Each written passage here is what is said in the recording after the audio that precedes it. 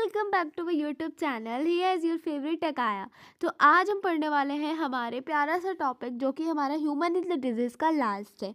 ये वीडियो हमारा पार्ट 4 है इस चैप्टर का एंड ये द एंड है हमारे चैप्टर का। ठीक है, तो इसमें हम बहुत सारी चीज़ें पढ़ने वाले हैं, बेसिक ही चीज़ें पढ़ने वाले हैं जो आपको पहले से पता है। ठीक है, जो आपको पहले से पता है लेकिन फिर भी हम उसको कंप्लीट करने वाले हैं। जैसे कि हमारा आ जाता है, hello guys, welcome back to my YouTube channel. Here is your favourite टकाया। सो आज हम पढ़ने वाले हैं ह्यूमन डिजीज का पार्ट 4। ये हमारा लेक्चर लास्ट लेक्चर होने वाला है जो कि है हमारे पास इस चैप्टर का 4th पार्ट एंड इसी के साथ हम इस चैप्टर का द एंड करने वाले हैं। आज हम पढ़ने वाले हैं एल्डोलेसेंट एंड हमारे पास ड्रग अब्यूज़ एंड ठीक है, ड्रग्स एंड अल्कोहल अब्यूज़र्स के बारे में। लेकिन इससे पहले थोड़ा सा रिवाइज कर लेंगे हम जो पहले पुराना पढ़े थे उसको। ड्रग्स एंड अल्कोहल जो हमने इससे पहले वाले लेक्चर में पढ़ा था उसको थोड़ा सा कंप्लीट करेंगे। ठीक है, तो हमारे पास बेसिकली 3 तरीके के ड्रग्स होते हैं। ठीक है, हमारे पास बेसिकली कितने तरीके के ड्रग्स होते हैं? पहला ओपियोइड, कैनाबिनोइड, कोका एल्कोइड। ठीक है, इनमें से मेजॉरिटिवली फ्लावरिंग प्लांट से आते हैं एंड कुछ फंजाई से भी आते हैं। ओपियोइड क्या है? एक ऐसा ड्रग है जो कि इसका रिसेप्टर हमारे पास CNS में होता है एंड GIT में प्रेजेंट होता है। हीरोइन किससे बनती है? जब एसाइलेशन होता है हमारे मॉर्फिन का, उससे हीरोइन बनती है। हीरोइन को हम स्मैक भी कहते हैं, केमिकली डाइएसिटाइल मॉर्फिन कहते हैं। ये वाइट कलर का ओडोरलेस बीटल क्रिस्टलाइन कंपाउंड होता है। इसको एक्सट्रैक्ट किया जाता है latex of a Poppy plant जिसको बोलते हैं पपावर सोमनीफेरम। ठीक है, जनरली इसको स्नॉल्ट करा जाता है एंड इंजेक्ट किया जाता है। हीरोइन धीरे धीरे डिप्रेशन होती है एंड हमारे बॉडी के फंक्शन को स्लो कर देती है। कैनाबिनोइड एक ऐसा ग्रुप ऑफ केमिकल होता है जो कि इंटरेक्ट करता है किससे? कैनाबॉइड रिसेप्टर से। ये प्रेजेंट होता है हमारे ब्रेन में। नेचुरली कैनाबिनोइड को ऑब्टेन किया जाता है कैनाबिस सटाइवा प्लांट से एंड फ्लावर जो इसके टॉप होते हैं, लीव्स होती हैं, रेजिन्स होते हैं, सारे ही कैनाबिस प्लांट के यूजफुल होते हैं एंड इससे ये लोग प्रोड्यूस करते हैं मॉर्जुआना, हसीस, चरस एंड गांजा। जनरली इसको टेक किया जाता है इनहेल करके एंड ओरल इंजेक्शन से।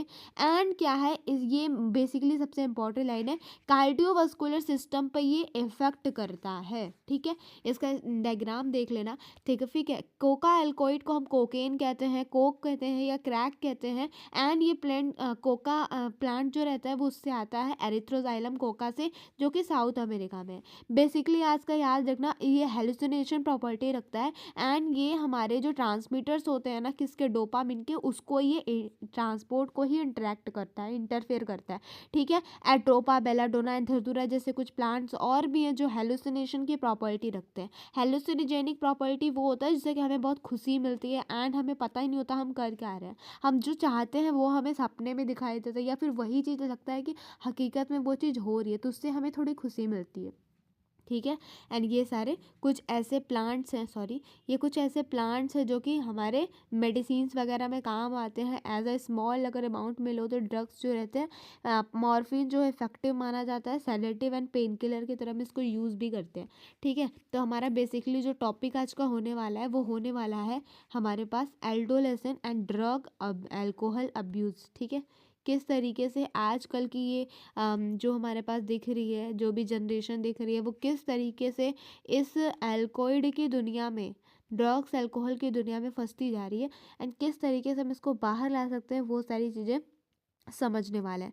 तो सबसे पहला, एडोलेसेंट का मतलब होता है वो एज जहाँ पे क्या होता है, period and both a processes during which a child become mature in terms of his own attitude और बिलीफ और इफेक्टिव पार्टिसिपेंट इन सोसाइटी।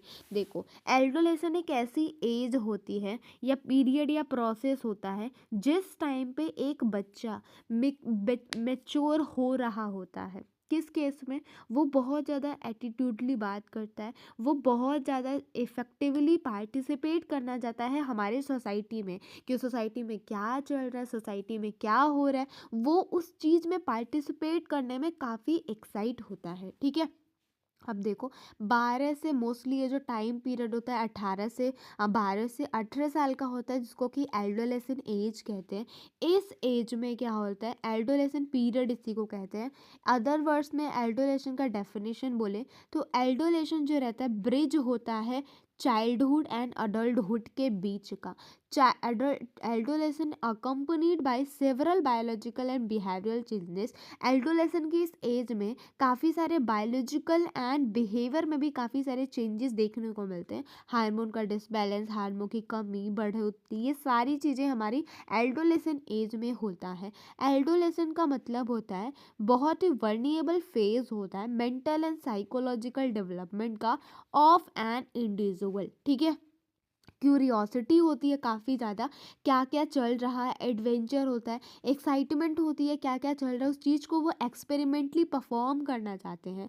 ठीक है, जो motive youngster toward the drug and alcohol use, and इस चीज़ में ये काफ़ी ज़्यादा मोटिवेट हो जाते हैं कि मुझे भी एज अ यंगस्टर हमें ड्रग्स एंड अल्कोहल का यूज़ करना चाहिए।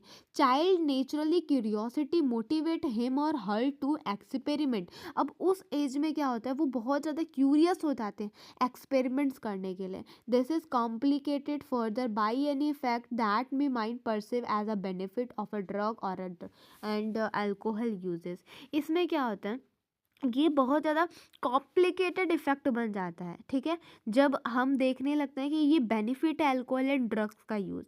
थस पहली बार अगर उन्होंने ड्रग्स या अल्कोहल का यूज़ कर लिया तो वो चीज़ में तो ऑफ कोर्स क्यूरियस हैं एंड एक्सपेरिमेंटेशन करना चाहते हैं वो सारी चीज़ें, लेकिन वो बाद में उस चाइल्ड धीरे धीरे धीरे करके उस जाल में स्केप हो जाता है, फंस जाता है और काफ़ी सारे प्रॉब्लम झेलने लगता है।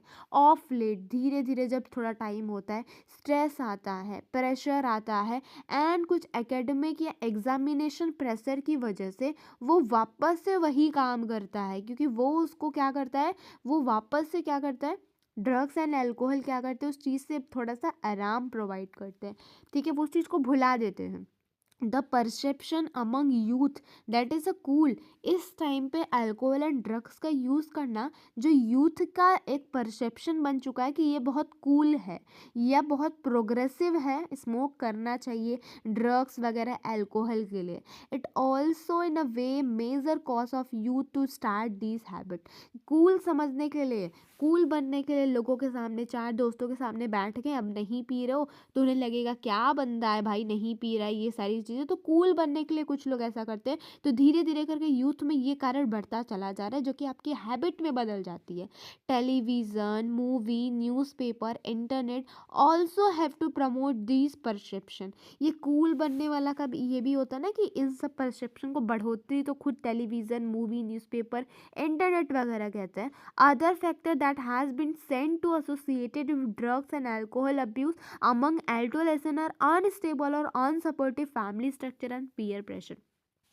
और भी कुछ कारण है जिसकी वजह से एक पर्सन ड्रग या फिर हमारा अल्कोहल की तरफ खींचा चला जाता है।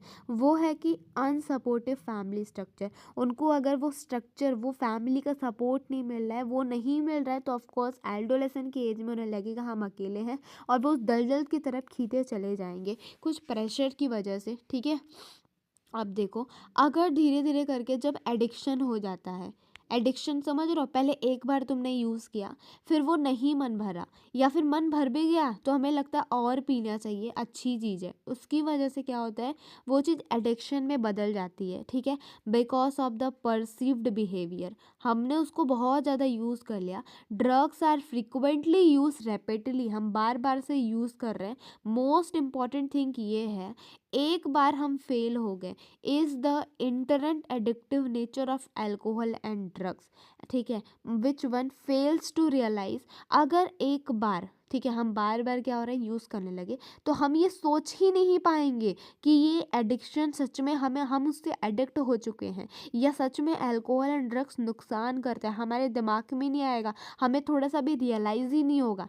एडिक्शन एक साइकोलॉजिकल अटैचमेंट है, एक सर्टन इफेक्ट है जिसमें हमें इफोरिया मिलता है, हमें खुशी मिलती है। ये टेम्परली ऐसी फीलिंग होती है जिसमें कि हम क्या करते हैं, एक वेल बीइंग इंसान ड्रग्स एंड अल्कोहल से काफ़ी एसोसिएट हो जाता है। ये drive people to take them even when these are not needed.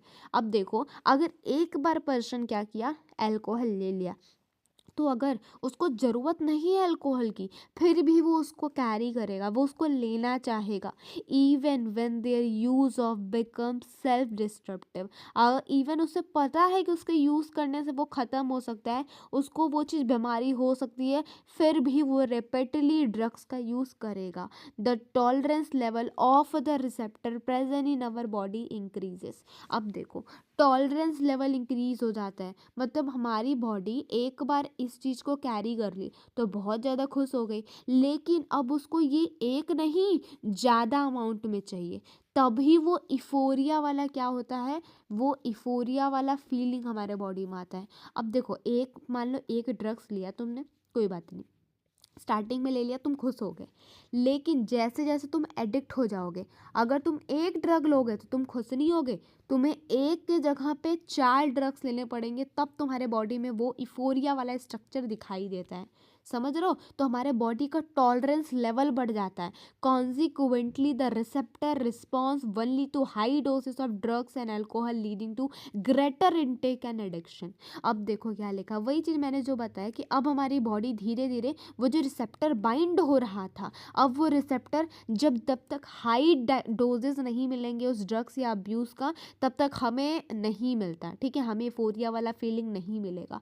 However, it should be clearly borne in a mind that use of these drugs even once can be a forerunner to addiction। अब ये तुम अपने दिमाग में हमेशा clear रखना कि हम एक बार भी ड्रग्स का यूज़ कर ले रहे हैं तो धीरे धीरे हम उसके क्या हो जाएंगे, फोर हो जाएंगे, उसके पीछे भागने लगेंगे, हम एडिक्ट हो जाएंगे।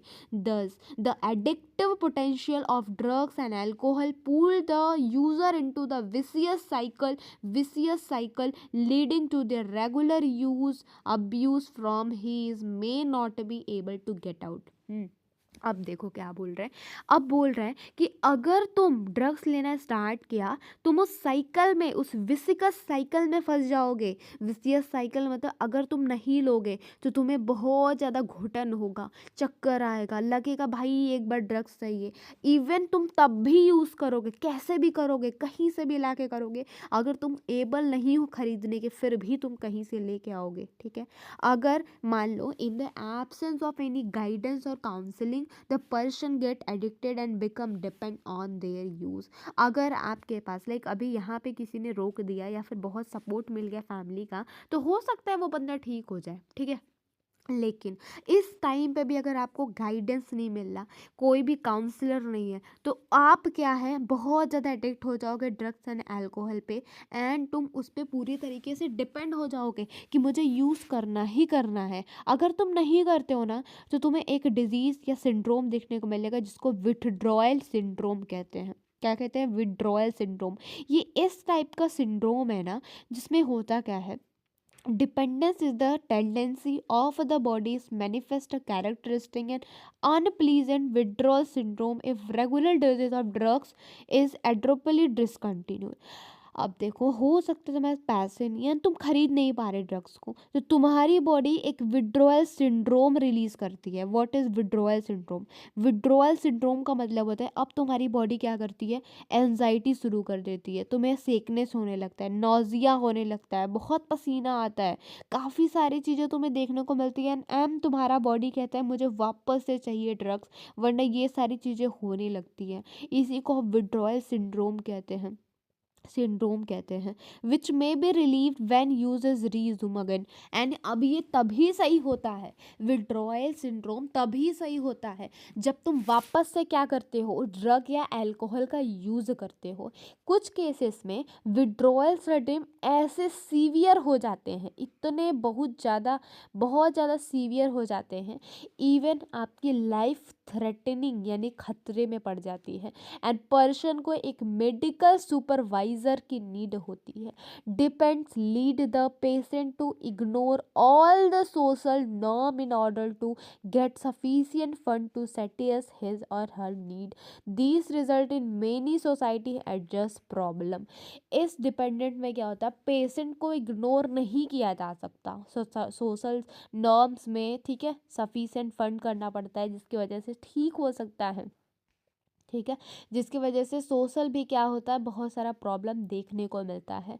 अब हम क्या है इफ़ेक्ट देखते हैं कि किस तरीके से जो ड्रग्स अब्यूज़र्स होते हैं उन पे बॉडी पे इफ़ेक्ट क्या होता है, किस तरीके से उनको प्रॉब्लम होती है। क्या लिखा है, the immediate adverse effect of a drugs and alcohol abuse are manifested in the form of reckless behaviour, vandalism and violence. ठीक है, देखो अल्कोहल का इफेक्ट यही होता है कि उस टाइम पे तुम एकदम खो जाते हो, तो तुम्हारा बिहेवियर बिल्कुल अलग हो जाता है, तुम वायलेंस पे उतर आते हो। अगर आप बहुत ज़्यादा एक्सेसिव अमाउंट में ड्रग या फिर अल्कोहल या बहुत ज़्यादा यूज़ कर रहे हो, जिसकी वजह से आप कोमा में जा सकते हो, साथ ही साथ आपकी डेथ भी हो सकती है।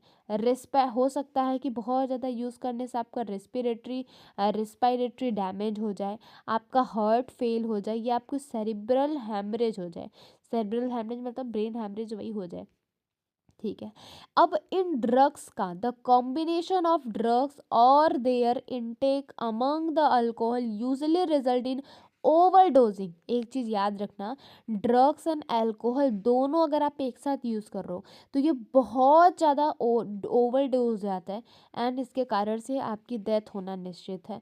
The most common warning sign of drugs and alcohol abusers among youth include a drop in academic performance. Most common warning पता है क्या होती है, ड्रग्स एंड अल्कोहल यूथ में देखने को मिलता है। क्यों होता है, हो सकता है उसमें एकेडमिक परफॉर्मेंस उनका अच्छा ना रहा हो, या फिर हो सकता है वो स्कूल में सही से, कॉलेज में क्या हो, एब्सेंस हो, डेली कॉलेज वॉलेज ना जाए, एंड उसका इंटरेस्ट पर्सनल हाइजीन में बिल्कुल भी ना हो, विड्रॉयल की वजह से आइसोलेशन मतलब अकेलापन लगे, डिप्रेशन हो रहा हो या उनको लगे कि अब मर जाना चाहिए ऐसा कुछ, एंड बहुत ज़्यादा गुस्सा आना हो, रेबेलियस बिहेवियर देखने को मिले, डिट्रोटिक रिलेशन विद फैमिली मतलब बिल्कुल भी एकदम बहुत अच्छा बिहेवियर भी नहीं है दोस्तों और फैमिली के साथ में, एंड उनकी हॉबीज़ वगैरह में डेली की दिनचर्या करने में भी बहुत ज़्यादा इंटरेस्ट ना हो, उनकी साइकिल जो रहती है ना, sleeping cycle and eating cycle हमेशा चेंज होती रहती है, फ्लक्चुएट करता रहता है उनका वेट, एंड भूख बहुत ज़्यादा लगती है। तो इसकी वजह से क्या होता है, वार्निंग साइन होती है। ठीक है, समझ रहे हो, इस वजह से हो सकता है कि वो बंदा क्या हो, लाइक समझ जाओ, ड्रग्स अब्यूज़र यूज़ कर रहा है। ठीक है, ठीक है, there may even be the some for reaching implication of drug and alcohol abuse if an abuser is unable to, अगर मान लो कि अब्यूज़र जो है ड्रग एंड अल्कोहल यूज़ करता है, उसके पास खरीदने के पैसे नहीं है, तो वो चोरी भी तक भी करेगा क्योंकि उसको ड्रग्स एंड अल्कोहल किसी भी कीमत पे चाहिए, क्योंकि विड्रॉयल सिंड्रोम उसको मार देता है ऐसा। द एडवर्स इफेक्ट इसके बदले में क्या होता है, restrict to the person who is using drugs and alcohol at time. Drugs and alcohol addict person बहुत ज़्यादा मेंटल अनस्टेबल हो जाता है, फाइनेंशियल डिस्ट्रैक्ट हो जाता है, अपनी फैमिली को एंड फ्रेंड के लिए बिल्कुल भी वो सही बनता नहीं कहलाता है।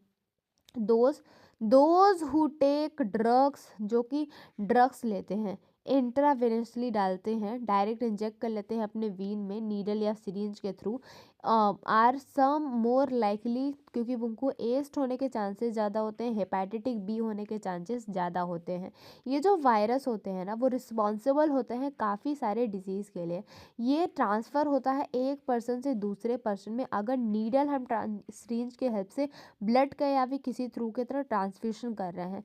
एड्स एंड हेपेटाइटिस बी दोनों ही एक क्रॉनिक इन्फेक्शन होते हैं जो अल्टीमेटली फेटल ही होते हैं, मतलब लास्ट में मरना तो तय होता है। Both can be transmitted through sexually contact and infected person, use of alcohol and during the adolescent age में also be the long term effect. अब आप एडोलेसेंट एज में अगर एल्कोहल का यूज़ कर रहे हो ना, तो लॉन्ग टर्म इफेक्ट आपको देखने को मिल सकता है। It could be lead heavy drinking and adulthood, हो सकता है कि बहुत ज़्यादा ड्रिंकिंग करना शुरू कर दे, ठीक है, अडल्टहुड के टाइम पे। ठीक है, the chronic use of drugs and alcohol damage nerve system and liver. ठीक है, जैसे आप बहुत ज़्यादा अगर यूज़ कर रहे हो ड्रग्स का या अल्कोहल का, तो आपके नर्वस सिस्टम को वो डैमेज कर सकता है, एंड लीवर को, जिसको साइरोसिस कहते हैं। ये जो ड्रग्स और अल्कोहल का यूज़ होता है, अगर प्रेगनेंसी के टाइम पे आप कर रहे हो, इसकी वजह से क्या होता है, बच्चा क्या होता है, एडवर्सली बच्चे पे, फीटस पे इफेक्ट पहुंच सकता है। ठीक है। अनदर मिसयूज़ होता है ड्रग्स का, कुछ स्पोर्ट्स मैन लेते हैं ताकि उनकी स्पोर्ट्स में परफॉर्मेंस बढ़ जाए। ठीक है। दे मिस निस्नोस्टिक एनेस्टिस anabolic steroidal diuretic and certain hormone. मतलब ये कुछ हार्मोन्स हैं जिनकी वजह से स्पोर्ट्स मैन लेते हैं ताकि इनका मसल्स में क्या होता है, स्ट्रेंथ बढ़ जाए। ठीक है। बहुत ज़्यादा प्रमोट मतलब बहुत ज़्यादा एग्रेसिव हो जाए, जिससे कि जिसके थ्रू उनका गेम में बहुत ज़्यादा मन लगे एंड वो अपनी परफॉर्मेंस इंक्रीज़ कर सकते हैं, एथलेटिक परफॉर्मेंस इंक्रीज़ कर सकते हैं। इनका बहुत सारे साइड इफ़ेक्ट भी हैं, जैसे इसका यूज़ ज़्यादा अगर कर रहे हो तो एनाबोलिक साइड इफ़ेक्ट्स है। एनाबोलिक स्टेरॉयडल इन फीमेल्स में, जिसमें कि क्या होता है, फीमेल में इसका ये है, फीमेल में इनका देखो ये है, फीमेल में बात करें, फीमेल में इनकी बात करें तो फीमेल में ये होता है ना कि मस्कुलाइजेशन हो जाता है, मतलब कि फीचर्स जो रहते हैं मेल की तरह हो जाते हैं, बहुत ज़्यादा गुस्सा बढ़ जाता है, मूड स्विंग होने लगता है, डिप्रेशन होता है, एबनॉर्मल मेंस्ट्रुअल साइकिल देखने को मिलता है, एक्सेसिव हेयर ग्रोथ देखने को मिलती है फेस पे और बॉडी पे, ए लार्ज क्लाइटोरिस एंड उनकी जो वॉइस होती है काफ़ी डीप हो जाती है। मेल में काफ़ी सारी चीज़ें देखने को मिलती हैं, चेंजेस हमें देखने को मिलते हैं, जैसे कि इसमें एक्ने काफ़ी सारे देखने को मिलते हैं, इनका भी एग्रेसिव बहुत बढ़ जाता है, एग्रेशन, मूड स्विंग्स होते हैं, डिप्रेशन होते हैं, इनका जो टेस्टिकल्स का साइज होता है काफ़ी छोटा हो जाता है एंड स्पर्म जो प्रोडक्शन होता है काफ़ी कम हो जाता है। Potential for kidney and liver जो रहते हैं, मतलब किडनी एंड लीवर का जो फंक्शन होता है वो उसमें भी बहुत सारा इफेक्ट पहुंचता है। इनका ब्रेस्ट काफ़ी लार्ज हो जाता है। प्री मेच्योर बाल्डनेस यानी कि बहुत जल्दी, मतलब इनके बाल बहुत बहुत जल्दी झड़ने लग जाते हैं एंड प्रोस्टेट ग्लैंड काफ़ी बढ़ जाता है। इसके इफेक्ट में क्या होता है, परमानेंटली इसके इफेक्ट में क्या होता है, परमानेंटली प्रोलॉन्ग यूज़, अगर बहुत ज़्यादा यूज़ कर रहे हो आप ड्रग्स वगैरह का तो ऐसा देखने को मिलता है। एल्डोलेसेंट मेल एंड फीमेल में इसका इफेक्ट ये होता है, सीवियर फेशियल और बॉडी पे एक्ने देखने लगते हैं। Premature closure of a growth centre of a long bone में भी आप देखोगे कि काफ़ी सारे क्लोजर्स देखने को मिलते हैं, मतलब लॉन्ग बोन में काफ़ी सारे बोन्स निकलते हुए दिखाई देते हैं। May result in stunted growth, मतलब कहीं से भी ऐसा होता है कि आप कहीं पे भी ग्रो करने लगते हो। अब देखो इस पे बच्चों कैसे, वो चीज़ देखो, प्रिवेंशन एंड कंट्रोल, आप किस तरीके से ब्लड एंड अल्कोहल से बच सकते हो वो देखना चाहिए आपको। ठीक है। The age old adage of a prevention is better than cure hold true here also. अब नॉर्मली आप बहुत पहले से पढ़ते आ रहे हो कि prevention is better than cure, तो यहाँ पे भी ये लाइन बिल्कुल सही बैठती है। इट इज़ ऑल्सो ट्रू कि हमें अपने हैबिट्स में स्मोकिंग एंड ड्रग्स अल्कोहल को मोस्ट लाइकली करना चाहिए, मतलब बहुत कम करना चाहिए, यंग एज में तो बिल्कुल भी नहीं। लेकिन एडोलेशन में ये काफ़ी सारा देखने को मिलता है। ये बेस्ट होता है identify the situation that push N adolescence, मतलब ये होता है कि इस टाइम पे ऐसा होता है कि एडोलेशन की एज में काफ़ी सारे लोग जो रहते हैं ड्रग्स एंड अल्कोहल के एकदम अब्यूज़र्स हो जाते हैं। ठीक है। It is the best to identify the situation that may push an adolescent towards use of drug and alcohol and to take a medicinal measure well in the time, मतलब अगर आप हो भी जाते हो तो मेडिसिन वगैरह जाके डॉक्टर से चेकअप लो, एंड अगर हो भी जाते हो तो पेरेंट्स को या किसी टीचर्स को स्पेशली एक रिस्पॉन्सिबिलिटी बनती है तो बता देना चाहिए। Parenting that combine with high level of nurturance and consistent discipline has been associated with lower risk of sustain, मतलब अगर पेरेंटिंग अच्छी हुई है, बहुत सारे लोग आसपास हैं समझने वाले, तो मोस्ट कॉमनली ही ऐसा देखने को मिलता है कि एडोलेशन की एज में ड्रग्स एंड अल्कोहल या टोबाको के कोई अब्यूसर्स बन जाते हैं। सम ऑफ द मेजर मेंशन इधर होता है। सबसे पहला ये है कि हमें क्या है, अपने प्रेशर को कम करना चाहिए। इवन चिल्ड्रन में भी, हर एक चिल्ड्रन की अपनी चॉइस होती है, अपनी पर्सनैलिटी होती है। ठीक है। उनके हिसाब से उनको रिस्पेक्ट करना चाहिए, उनको उत्साह देना चाहिए। चाइल्ड हर एक जैसा नहीं होता, तो उन्हें पुश नहीं करना चाहिए कि वो एक ही चीज़ में कोई परफॉर्म करें या उन अपने थ्रेशोल्ड लिमिट के साथ वो काम करें। अगर पढ़ाई में चाहे करना है या स्पोर्ट्स में करना है या अदर एक्टिविटी में करना है तो उनको उसमें सपोर्ट करना चाहिए। दूसरा, एजुकेशन एंड काउंसलिंग। ठीक है, तो अच्छी एजुकेशन दे एंड काउंसलिंग दे। अगर वो कोई भी प्रॉब्लम या फिर स्ट्रेस फेस कर रहा है तो उसकी जो डिसअपॉइंटमेंट है उसको एक्सेप्ट करना चाहिए, क्योंकि failure as a part of life है, पूरी लाइफ नहीं है।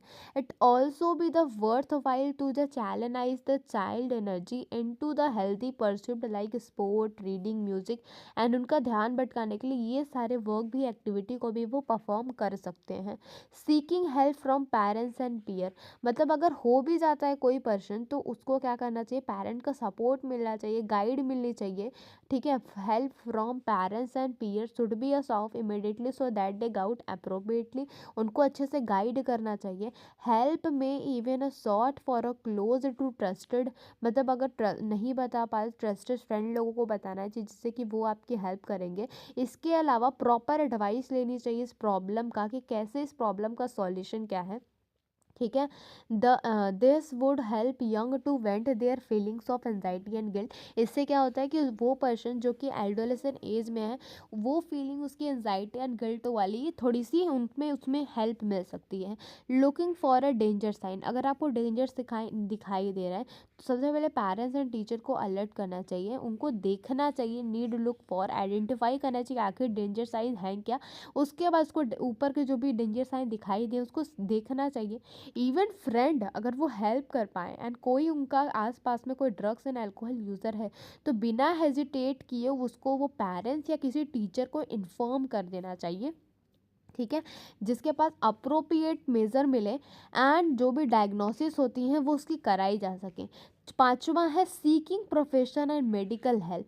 अगर पेरेंट्स को पता चलता है कि अगर मेरा बच्चा कोई भी है जो कि बहुत ज़्यादा ड्रग एब्यूज़ हो गया है या फिर बहुत ज़्यादा अल्कोहल लेने लगा है, तो उनको एक प्रोफेशनल या मेडिकल हेल्प लेनी चाहिए, जिसके थ्रू उस प्रॉब्लम से उनका बच्चा बाहर नॉर्मली निकल सकता है। A lot of help is available होते हैं, high qualified psychologist, psychiatrist and de addiction rehabilitation program जो कि इंडिविजुअली हेल्प कर सकते हैं। अपॉर्चुनिटी होती है कि वो ड्रग अब्यूज़र को छुड़ा सकते हैं। Affect individual sufficient effort with power and problem completely profitably. वो नॉर्मल बन सकता है अगर वो आप उसकी हेल्प कर रहे हो तो इसी के साथ हमारा चैप्टर ख़त्म होता है। If any person have my help, या फिर अगर किसी को कोई भी डाउट है तो प्लीज़ मुझसे संपर्क करेगा। ओके, संपर्क क्या, कांटेक्ट करेगा, कांटेक्ट कर सकते हो। ठीक है, मेरे को आप कमेंट कर सकते हो। थैंक्स फॉर वॉचिंग एंड अगर कोई भी दूसरे चैप्टर का लेक्चर चाहिए तो प्लीज़ मुझे बताना। तो पार्ट 4 इसी प्यार के साथ हमारा ख़त्म होता है। तो 3 पार्ट पहले बनाए थे, ये चौथा पार्ट है। तो गाइस सारे पार्ट्स को अच्छे से देख लेना एंड वीडियो को लाइक करके नीचे सब्सक्राइब बटन पे क्लिक करने के बाद बेल आइकन पे क्लिक कर दीजिएगा, जिससे हमारी वीडियो की नोटिफिकेशन आप तक सबसे पहले पहुंचे। थैंक यू बाबा, टेक केयर, लव यू।